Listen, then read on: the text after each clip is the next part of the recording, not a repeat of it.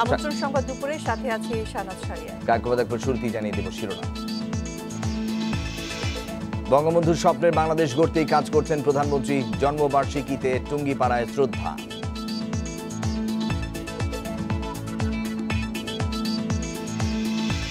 দ্বিতীয় ধাপের ভোটের প্রস্তুতি ১১৬ উপজেলা, ৩ পার্বত্য এলাকায় সেনা অনিয়মে কড়া ব্যবস্থা।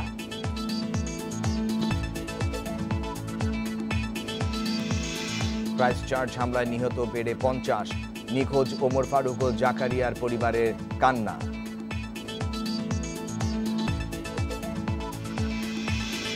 বিজিবি গ্রামবাসীর সংঘর্ষে নিহতের বিচারের শঙ্কা, অর্থ সংকটে চিকিৎসা পাচ্ছেন না গুলিবিদ্ধরা।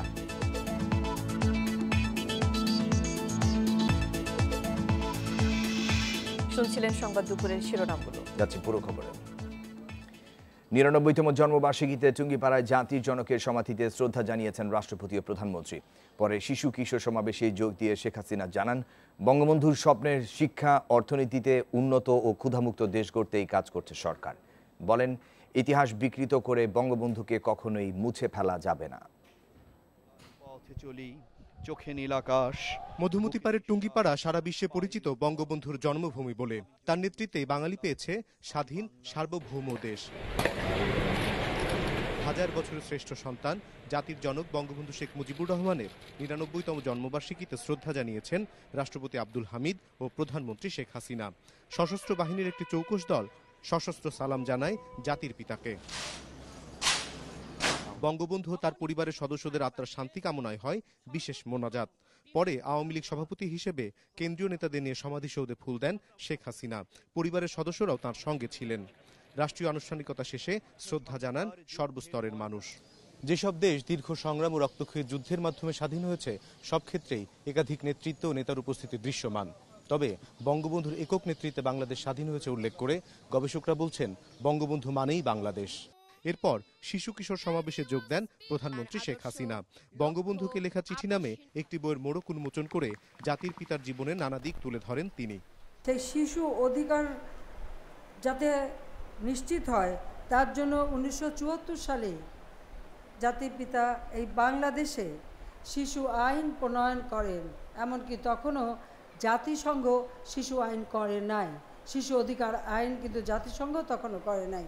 জাতিসংঘ এ আইন করেছিল ১৯৮৯ সালে, আর জাতির পিতা করে যান ১৯৭৪ সালে। কত দূরদর্শিতা ছিল তার সেই নেতৃত্বে। শিশুরা একদিন দেশে নেতৃত্ব দেবে জানিয়ে প্রধানমন্ত্রী বলেন, উন্নত সমৃদ্ধ বাংলাদেশ গড়তে এখন থেকেই নিজেদের যোগ্য করে গড়ে তুলতে হবে। তাদের শিক্ষার ব্যবস্থা, চিকিৎসার ব্যবস্থা, বাসস্থানের ব্যবস্থা, সুন্দরভাবে বাঁচার ব্যবস্থা, সব কিছু আমরা করার জন্য চেষ্টা করে যাচ্ছি, যে বাংলাদেশের একটি মানুষের ক্ষুধার্ত থাকবে না, বিনা চিকিৎসায় কষ্ট পাবে না, সুন্দরভাবে জীবনযাপন করবে, উন্নত জীবন পাবে, সেটাই লক্ষ্য। পরে সাহিত্য ও সাংস্কৃতিক প্রতিযোগিতায় বিজয়ীদের পুরস্কার তুলে দেন শেখ হাসিনা। বইমেলা উদ্বোধন করে বিশেষ চাহিদা সম্পন্ন শিশুদের আঁকা বঙ্গবন্ধু ও বাংলাদেশ শীর্ষক চিত্র প্রদর্শনী ঘুরে দেখেন, উপভোগ করেন সাংস্কৃতিক অনুষ্ঠান। অনিমেষ কর, ইন্ডিপেন্ডেন্ট নিউজ, টুঙ্গিপাড়া, গোপালগঞ্জ। এদিকে জাতির পিতা বঙ্গবন্ধু শেখ মুজিবুর রহমানের ৯৯তম জন্মবার্ষিকী উপলক্ষে বঙ্গবন্ধুর প্রতিকৃতিতে ফুল দিয়ে শ্রদ্ধা জানিয়েছেন প্রধানমন্ত্রী শেখ হাসিনা। সকালে ধানমন্ডি ৩২ নম্বরে শ্রদ্ধা জানিয়েছেন তিনি। পরে আওয়ামী লীগের সভাপতি হিসেবে দলের নেতাকর্মীদের নিয়ে জাতির পিতার প্রতিকৃতিতে ফুল দিয়েছেন শেখ হাসিনা। পরে তথ্যমন্ত্রী হাসান মাহমুদ সাংবাদিকদের বলেন, বঙ্গবন্ধুর স্বপ্ন বাস্তবায়নের অভিযাত্রায় শেখ হাসিনার নেতৃত্বে এগিয়ে যাচ্ছে দেশ। বাংলাদেশ এখন আর কোনো কিছুর অভাব নেই উল্লেখ করে মন্ত্রী বলেন, বঙ্গবন্ধুর স্বপ্নের বাংলাদেশ গড়তে সবাইকে একযোগে কাজ করতে হবে। এ সময় আওয়ামী লীগের যুগ্ম সাধারণ সম্পাদক মাহবুবুল আলম হানিফ আরও বলেন, বঙ্গবন্ধুর ১০০তম জন্মবার্ষিকী পালন করতে ব্যাপক প্রস্তুতি নেওয়া হয়েছে। সেই আয়োজনে আমন্ত্রণ জানানো হবে বিশ্ব নেতাদের। ১৯২০ সালের এই দিনে গোপালগঞ্জ জেলার টুঙ্গিপাড়ায় জন্মগ্রহণ করেন বঙ্গবন্ধু শেখ মুজিবুর রহমান। জাতির পিতার জন্মশতবার্ষিকী উপলক্ষে মূল যে আমাদের কর্মসূচিটা হবে, সেই কর্মসূচিতে আমরা আন্তর্জাতিক পরিমণ্ডল থেকে আমাদের বিভিন্ন আন্তর্জাতিক রাজনৈতিক নেতৃবৃন্দ এবং কবি সাহিত্যিক তাদেরকে আমরা আমন্ত্রণ জানানো হবে। বঙ্গবন্ধু কন্যা জননেত্রী শেখ হাসিনার নেতৃত্বে বঙ্গবন্ধুর স্বপ্ন পূরণের পথে বাংলাদেশ আজকে অদম্য গতিতে এগিয়ে চলছে এবং বাংলাদেশ এখন আর দরিদ্র দেশ নয়, বাংলাদেশ এখন মধ্যম আয়ের দেশ। বাংলাদেশ এখন আর খাদ্য ঘাটতির দেশ নয়, বাংলাদেশ এখন খাদ্য উদ্বৃত্তের দেশ। দ্বিতীয় ধাপের ১১৬ উপজেলায় ভোটকাল। তবে এ দফায় ৩ পদে বিনা প্রতিদ্বন্দ্বিতায় নির্বাচিত হচ্ছেন ৪৮ প্রার্থী। নিরাপত্তা রক্ষায় কাজ করছে আইনশৃঙ্খলা বাহিনীর প্রায় ১.৫ লাখ সদস্য। ৩ পার্বত্য জেলায় সেনা মোতায়েনের সিদ্ধান্ত নিয়েছে ইসি। কমিশন সচিব জানিয়েছেন, ভোটে অনিয়মের প্রমাণ পেলে কড়া ব্যবস্থা নেওয়া হবে জড়িতদের বিরুদ্ধে। ৭ ফেব্রুয়ারি দ্বিতীয় ধাপের উপজেলা নির্বাচনের তফসিল অনুযায়ী ১৭ জেলার ১২৯ উপজেলায় ভোট ১৮ মার্চ। মনোনয়নপত্র দাখিলের শেষ তারিখ। শুরুতে ১২৯ উপজেলায় নির্বাচনের কথা থাকলেও আদালতের নির্দেশে স্থগিত হয় গাইবান্ধার গোবিন্দগঞ্জের ভোট। গোপালগঞ্জ সদর, টুঙ্গিপাড়া, কোটালীপাড়া, কাশিয়ানী, মুকসুদপুর উপজেলায় ভোট হচ্ছে তৃতীয় ধাপে, আর দিনাজপুর সদরের ভোট চতুর্থ ধাপে নেওয়ার সিদ্ধান্ত কমিশনের। এছাড়া নওগাঁ, পাবনা, ফরিদপুর, নোয়াখালী সদর, হাতিয়া, চট্টগ্রাম সদর, মিরসরাই ও রাউজানের সব প্রার্থী বিনা প্রতিদ্বন্দ্বিতায় নির্বাচিত হতে যাচ্ছেন। এতে সোমবার ভোট হচ্ছে ১১৬ উপজেলায়। ১১৬ উপজেলার মধ্যে প্রতিদ্বন্দ্বী না থাকায় চেয়ারম্যান পদে ভোট হচ্ছে না ১৭টিতে, আর ভাইস চেয়ারম্যান পদে ৭ ও নারী ভাইস চেয়ারম্যান পদে নির্বাচন হচ্ছে না ৫ উপজেলায়। কমিশন বলছে, বেশ কিছু রাজনৈতিক দল ভোটে না আসায় সৃষ্টি হয়েছে এ পরিস্থিতির।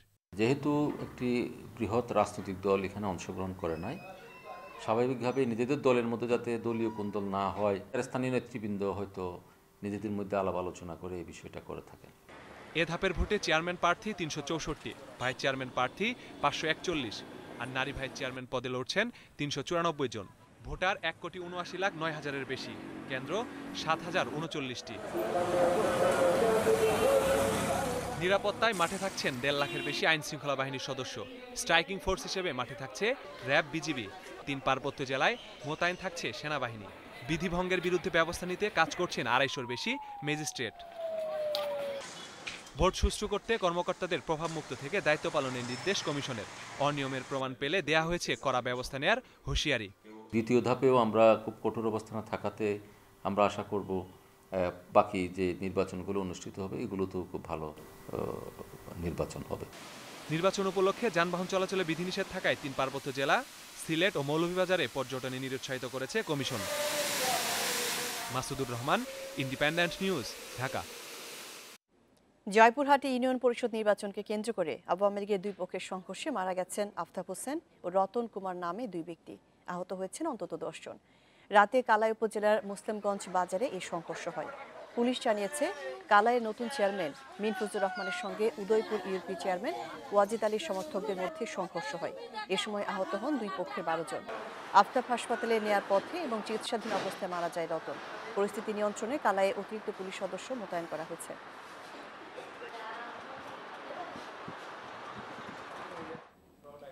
নিউজিল্যান্ডের ক্রাইস্টচার্চে আল নূর মসজিদে হামলার ঘটনায় নিহতদের মধ্যে ওমর ফারুক ও জাকারিয়া ভুইয়া নামের ২ বাংলাদেশি প্রবাসী রয়েছে বলে দাবি করছে তাদের পরিবার। এখন পর্যন্ত তাদের মৃত্যুর খবর নিশ্চিত হওয়া না গেলেও পরিবার দুটিতে চলছে শোকের মাতম। ২০১৫ সালে কনস্ট্রাকশন ইঞ্জিনিয়ার হিসেবে নিউজিল্যান্ডে পাড়ি জমান নারায়ণগঞ্জের ওমর ফারুক সর্বশেষ ২০১৮ সালের ১ নভেম্বর ছুটিতে দেশে আসেন তিনি। চলতি বছরের ১৮ জানুয়ারি ফিরে যান নিউজিল্যান্ডে। ক্রাইস্টচার্চের মসজিদের হামলার ঘটনার কিছুক্ষণ আগ পর্যন্ত অনলাইনে সচল ছিলেন ওমর ফারুক, কিন্তু এরপর থেকেই আর হদিশ মিলছে না তার। তারপর যে উনি ডাটা ইউজ করতো, তো অনলাইনে মানে আমাদের দেশের 6:30 পর্যন্ত ছিল, আর ওইখানে ওনাদের দেশে যখন গোলাগুলিটা হয় ঠিক তখন পর্যন্ত অনলাইনে ছিল, তারপর আর অনলাইনে পাওয়া যায় না। পরিবারের দাবি, নিউজিল্যান্ডে থাকা ওমর ফারুকের সহকর্মী ও বন্ধুরা এবং সামাজিক যোগাযোগ মাধ্যম থেকে তারা ফারুকের গুলিবিদ্ধ হয়ে মৃত্যুর বিষয়টি জানতে পেরেছেন। শোকের মাতম চলছে পরিবারটিতে। আমার বাবারে আমি কিচ্ছু চাই না, আমার বাবাই কো, আমি সরকারের থেকে কি চাই, কি পাবো, আমার দরকার নাই, আমার বাবারে পাই, আমার বাবারে চাই। এদিকে নরসিংদীর পলাশ উপজেলার জয়পুরা গ্রামে জাকারিয়া ভূঁইয়ার বাড়িতে উঠেছে কান্নার রোল। মাত্র ৬ মাস আগে দেশে আসেন তিনি। ৪০ দিনের ছুটি কাটিয়ে ফিরে যান নিউজিল্যান্ডে। স্ত্রী লিমা আক্তারকেও সেখানে নিয়ে যাওয়ার জন্য প্রস্তুতি প্রায় শেষ করে এনেছিলেন জাকারিয়া। যে ওই জায়গায় গোলাগুলি হয়েছে, আমার হাজবেন্ডও ওই জায়গায় গেছে, নামাজ পড়তে গেছে, তারপর থেকে কোনো খবর না। শোকাহত দুই পরিবারের দাবি, তাদের মৃত্যুর খবর সরকারিভাবে নিশ্চিত করে দ্রুত মরদেহ দুটি দেশে ফিরিয়ে আনা হোক। Reshma Nandi, independent news. নিউজিল্যান্ডের ক্রাইস্ট চার্চে সন্ত্রাসী হামলার পর নিখোঁজ 4 বাংলাদেশি কেউ বেঁচে নেই বলে ধারণা করছেন অনারারি কনসাল শফিকুর রহমান ভূঁইয়া। সকালে ইন্ডিপেন্ডেন্ট টেলিভিশনকে তিনি জানান, বিভিন্ন সূত্রে 4 জন নিখোঁজ থাকার খবর পাওয়া গেছে। এই 4 জন হলেন ওমর ফারুক, মোজাম্মেল হক, হোসনে আরা ও ডক্টর আব্দুস সামাদ। একজন বলতে পারে। এখন আমরা বলতেছি যেটা এটা হচ্ছে বেসরকারি কিংবা অসমর্থিত। আমরা এইটা পরে আসছে সকালে আমরা গিয়েছিলাম পুলিশের কাছে এই খবরটার অথেন্টিসিটি জানার জন্য, কিন্তু তারা এটাকে বলছে যে আমরা হাও বলছি না, নাও বলছি না। ঠাকুরগাঁওয়ের হরিপুরে বিজিবি গ্রামবাসী সংঘর্ষে 3 জন নিহতের ঘটনায় সুষ্ঠু বিচার নিয়ে সংশয় জানিয়েছে গ্রামবাসী। এদিকে টাকার অভাবে চিকিৎসা করাতে পারছেন না সংঘর্ষে গুলিবিদ্ধরা। এছাড়া বিজিবির করা মামলায় গ্রেপ্তার আতঙ্কে রয়েছেন বহরমপুর গ্রামবাসী। গত 12ই ফেব্রুয়ারি ভারতীয় সন্দেহে গরু জব্দ করা নিয়ে হরিপুরের বহরমপুরে বিজিবির সঙ্গে সংঘর্ষে নিহত হয় 3 গ্রামবাসী।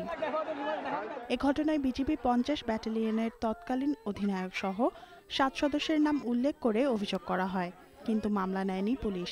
সম্প্রতি অভিযোগ মামলা হিসাবে গ্রহণ করে দ্রুত তদন্ত শেষ করার নির্দেশ দেয় আদালত। এছাড়া 11 এপ্রিল পরবর্তী শুনানির দিন ধার্য করেন হরিপুর আমলি আদালতের বিচারক ফারহানা খান। দ্রুত মামলা গ্রহণের আশ্বাস দিয়েছে পুলিশ। আর যেন এমন ঘটনা না ঘটে সেজন্য সতর্ক থাকার কথা জানিয়েছেন বিজিবির মহাপরিচালকও। সবার সাথে আমি বৈঠক করেছি। বৈঠক করে এলাকার শান্তি শৃঙ্খলা রক্ষাতে যা যা করা দরকার আমরা পুলিশ প্রশাসনের পক্ষ থেকে সেটি সর্বাত্মক ব্যবস্থা গ্রহণ করেছি এবং মামলার বিষয়টি প্রক্রিয়াধীন আছে। এই ঘটনার পিছনে যদি কারো কোনো ইন্ধন থাকে বা কোনো দুষ্কৃতকারী যদি এই ঘটনার সাথে জড়িত থাকে তাদেরকেও আমরা আইনের আওতায় আনবো। ভবিষ্যতে যেন এই ধরনের কোনো ঘটনা না ঘটে সেই জন্য এলাকাবাসী এবং বিজিবি উভয়ই সতর্ক থাকবে এবং আমরা বিজিবি তরফ থেকে উচ্চ পর্যায়ের একটি তদন্ত কমিটি গঠন করেছে। তবে আশ্বাসের পরও শঙ্কা কাটছে না সংঘর্ষে হতাহতদের স্বজনদের। আর ঘটনার দ্রুত তদন্ত ও সুষ্ঠু বিচারের দাবি জানিয়েছেন স্থানীয় সংসদ সদস্য। আমাদের আতঙ্ক যাচ্ছে না, মানে এটা সুষ্ঠু বিচার হবে না হবে না এ নিয়ে তদন্ত শেষ হচ্ছে না। গুলিবিদ্ধ অবস্থায় আছে, এখনো মেডিকেলে আছে 4 জন। তারা টাকার জন্য ঠিকমতো চিকিৎসা করতে পারতেছে না, ওষুধ কিনতে পারতেছে না। স্বাধীন সার্বভৌম দেশে যদি এইরকম একটা ঘটনার যদি বিচার না হয় এবং সুষ্ঠু তদন্ত না হয় তাহলে এই চাইতে দুঃখ জানাবার ওনাকে দুঃখ প্রকাশ করবে। সংঘর্ষ ও হতাহতের ঘটনায় 3টি তদন্ত কমিটি হলেও এখন পর্যন্ত প্রতিবেদন দেয়নি কেউ। Independent news desk. দেশে সরকারি বেসরকারি 20টি কয়লা বিদ্যুৎ কেন্দ্র চালুর প্রক্রিয়া চললেও কোনোটিরই অগ্রগতি সন্তোষজনক নয় বিশ্লেষণ বিদ্যুৎ বিভাগে। এবছরের শুরুতে অন্তত 5টি কেন্দ্র উৎপাদনে যাবার কথা, কিন্তু নির্মাণ কাজই শুরু হয়নি অনেক কেন্দ্রের। অভিজ্ঞতার অভাব, সরকারি পরিকল্পনায় ত্রুটি সহ নানা কারণে এই অবস্থা বলছেন জ্বালানি বিশ্লেষকরা। ফলে সাশ্রয়ী দামে বিদ্যুৎ পাওয়ার সুযোগ হাতছাড়া হচ্ছে সাধারণ মানুষের।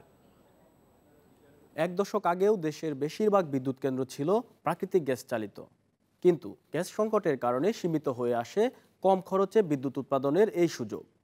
এ অবস্থায় তরল জ্বালানির উপর নির্ভর করতে হয় সরকারকে, যার উৎপাদন খরচ গ্যাসের চেয়ে অনেক গুণ বেশি। এ কারণে গ্যাসের বিকল্প হিসাবে সরকারের এখন আগ্রহ কয়লার দিকে। বর্তমান সরকারের প্রথম মেয়াদে কয়লাভিত্তিক বিদ্যুৎ কেন্দ্র তৈরির তোড়জোড় শুরু হয়। এ পর্যন্ত অনুমোদন দেয়া হয়েছে ছোট বড় মিলিয়ে 20টি বিদ্যুৎ কেন্দ্র নির্মাণের। প্রকল্প প্রস্তাব অনুযায়ী 1320 মেগাওয়াটের রামপাল কেন্দ্র থেকে বিদ্যুৎ আসার কথা এ বছরের শুরুতে, অথচ কাজ যেভাবে চলছে তাতে ওই কেন্দ্রের বিদ্যুৎ আসতে লাগবে আরও অন্তত 3 বছর। রামপালের কাজের ব্যাপারে অনেক কমপ্লায়েন্স, এর মধ্যে জবাবদিহিতা অনেক কিছু ছিল বলে দেরি হয়েছে, ফাইন্যান্সিয়াল ক্লোজিং করতে দেরি হয়েছে। তবে সেটার গতি কিছুটা বেড়েছে এখন। আমরা আশা করছি রামপালও প্রায় 20-21-এর মধ্যে তাদের সিঙ্গল সাইকেল চলে আসার কথা।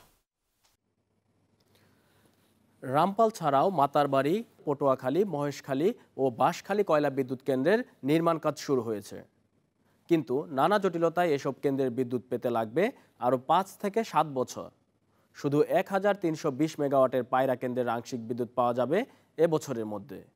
কয়লা বিদ্যুতের প্রকল্প বাস্তবায়নে ব্যর্থতার কারণও জানান বিশ্লেষকেরা। পাওয়ার প্ল্যান্ট চালাবার অভিজ্ঞতা যদি কিছু থেকেও থাকে, যেটা আমাদের একেবারে নাই, সেটা হচ্ছে বড় কয়লা বিদ্যুৎ কেন্দ্র স্থাপন এবং এটার জন্য অন্যান্য জিনিসপত্র যোগান দেওয়া। মোটামুটি আমি বলতে পারি কয়লা বিদ্যুৎ কেন্দ্রের এই ইমপ্লিমেন্টেশনটা 5 বছর পিছিয়ে আছে। যদিও দ্রুত সময়ের মধ্যে কয়লা ভিত্তিক কেন্দ্র থেকে বিদ্যুৎ পাওয়ার ব্যাপারে আশাবাদী সরকার। কোনো প্রজেক্ট অবশ্যই আমাদের ডিলে হচ্ছে, বাট এগুলি আনফোরসিন চলে আসতেছে। 19-20 সালে পায়রার প্রজেক্ট আমরা বিদ্যুৎ পাওয়া শুরু করব। মাতারবাড়ি আমরা 22-23-এর মধ্যে মাতারবাড়ি প্রকল্পের আমরা বিদ্যুৎ পাওয়া শুরু করব। সরকারের পরিকল্পনা অনুযায়ী কয়লা ভিত্তিক 20 বিদ্যুৎ কেন্দ্র থেকে আগামী 3 বছর পর প্রায় 20,000 মেগাওয়াট বিদ্যুৎ আসার কথা, কিন্তু এতেও আছে অনিশ্চয়তা, ধারণা বিশ্লেষকদের। নানা অব্যবস্থাপনার জটিলতায় লাভের মুখ দেখছে না যশোরের Sheikh Hasina software technology park. এজন্য পার্কটির ব্যবস্থাপনার দায়িত্বে থাকা টেকসিটি বাংলাদেশ লিমিটেডের অবহেলাকে দুষছেন উদ্যোক্তারা। চুক্তি অনুযায়ী সেবা না দেয়া সহ ভাড়া, বিদ্যুৎ বিল বৃদ্ধির অভিযোগ তাদের। এর ফলে আর্থিক ক্ষতির পাশাপাশি বিনিয়োগে আগ্রহ হারাচ্ছেন উদ্যোক্তারা। তথ্য প্রযুক্তির বিকাশে 2017 সালে যশোরের নাজিরপুরে 12 একর জমিতে 305 কোটি টাকা ব্যয়ে গড়ে ওঠে দেশের সর্বপ্রথম hitech park Sheikh Hasina software technology park. গত বছরের অক্টোবরে পার্কটি দেখাশোনার দায়িত্ব দেওয়া হয় টেকসিটি বাংলাদেশ লিমিটেডকে। তবে এরপর থেকেই বিভিন্ন অব্যবস্থাপনা, ভাড়া বৃদ্ধি, অতিরিক্ত বিদ্যুৎ বিল, নিরাপত্তাহীনতা সহ প্রত্যাশিত সেবা পাওয়া যাচ্ছে না বলে অভিযোগ উদ্যোক্তাদের। অন্যান্য যে সুবিধা সম্বলিত বিজনেস সেন্টার, তারপরে আপনার ক্যান্টিন, ডরমেটরি, এগুলো স্থাপনা করেছিল, পরিচর্যার অভাবে এটা নষ্ট হয়ে যাচ্ছে। বেসরকারি পিএমসি থেকে, প্রপার্টি ম্যানেজমেন্ট কোম্পানি থেকে জানা নিছে, তাদের দেখাচ্ছে ভাড়ার তারতম্য, তারপরে আপনার স্পেসের তারতম্য অনেক বেশি। উদ্যোক্তারা বলছেন ব্যবস্থাপনার নামে মোটা অঙ্কের অর্থ হাতিয়ে নিচ্ছে টেকসিটি। এভাবে চলে লাভ করা দূরে থাক, নির্মাণ খরচই তুলতে পারবে না হাইটেক পার্ক, মনে করছেন তারা। এসব সমস্যার কারণে পার্কে বিনিয়োগে আগ্রহ হারাচ্ছেন উদ্যোক্তারা।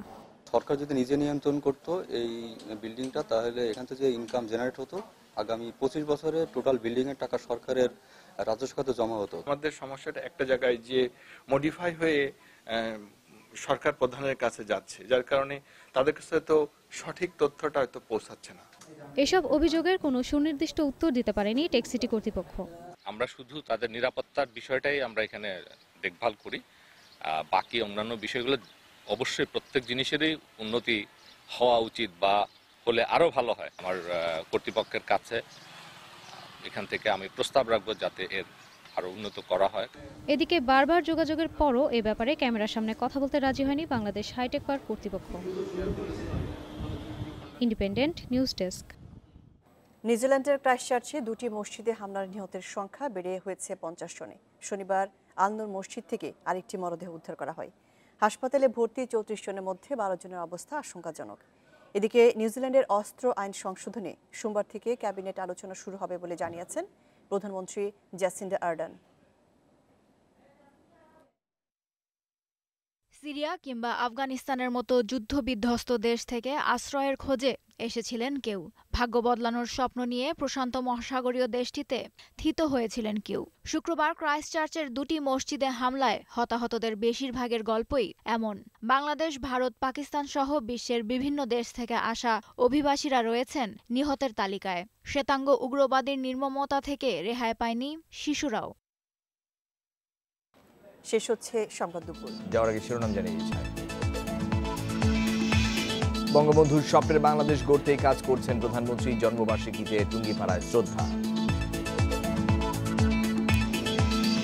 দ্বিতীয় ধাপের ভোটে প্রস্তুত 116 উপজেলা, 3 পার্বত্য এলাকায় সেনা অনিয়মে কড়া ব্যবস্থা।